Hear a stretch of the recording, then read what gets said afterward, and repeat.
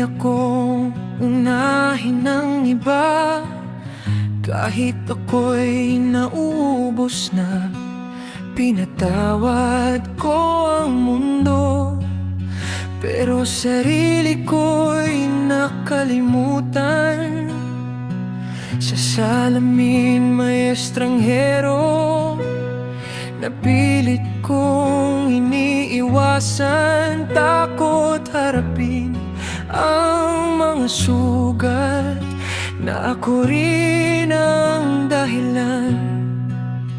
Pero sa katahimikan, may tinig na bumubulong na pwede pa pala na mahalin ang sarili ko.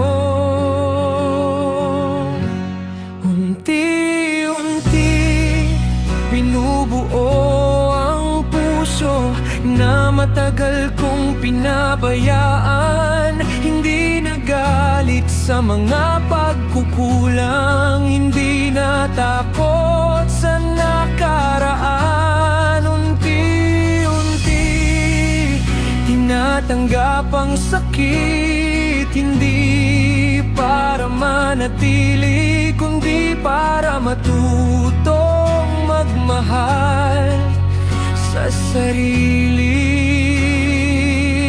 ng buo at muli. Hindi pala kahinaan na umiyak kapag wala nang masabi. Sa bawat luhang bumabagsak, may gumagaling na bahagi.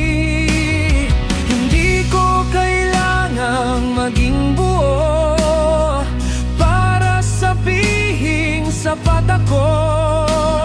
Sa bawat hakbang na mabagal, may saysay, may patutunguhan din. Kung dati puro tanong, ngayon may konting liwanag. Hindi man malinaw ang bukas, pero sapat na ang ngayon. Unti-unti pinapatawad ang sarili sa lahat ng maling pinili. Hindi na hinahabol ang kahapon, hindi na nagmamadali. Unti-unti natutong huminga sa gitna na dati pasan. At sa wakas may lakas ng sabihin na karapat-dapat din pala akong mahalin. Kung may araw mang bumalik ang dilim at muling manghina ang loob, panghahawakan ko ang paalalang hindi na susukat ang halaga ko. Hindi ako huli, hindi ako kulang. Ako'y taong natutong mabuhay sa gitna ng sariling laban.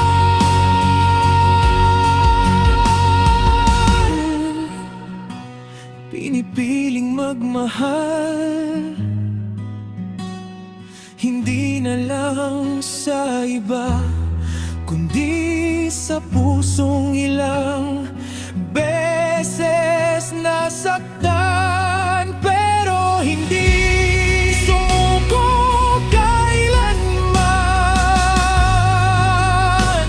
Unti-unti kulagaling ang sugat na ko rin ang naghilom. At sa tahimik na pag-asa, natutunan kong mahalin.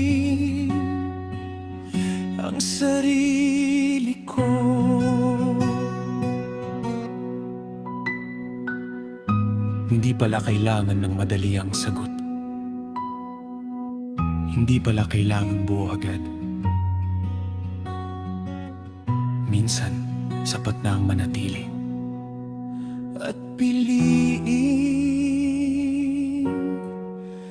magmahal